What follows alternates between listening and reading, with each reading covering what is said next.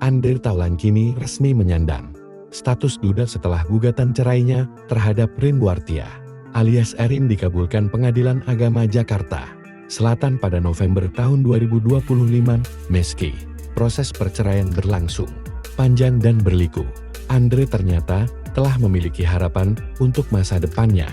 Dalam unggahan di media sosial awal tahun 2026, Andre Taulany menuliskan harapannya untuk tahun 2026, yakni ingin menikah lagi.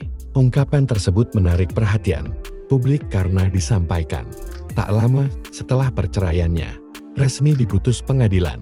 Sebelumnya, Andre diketahui mengajukan gugatan cerai terhadap Erin hingga 3 kali. 2 gugatan pertama dan 1 upaya banding kandas di Pengadilan Agama Tiga Raksa dan Pengadilan Tinggi Agama Banten. Sebelum akhirnya gugatan ketiga dikabulkan oleh Pengadilan Agama Jakarta Selatan. Kini, setelah sebulan resmi bercerai, Andre Taulany tampak siap membuka lembaran baru dalam kehidupan pribadinya dan berharap bisa kembali membina rumah tangga pada tahun 2026.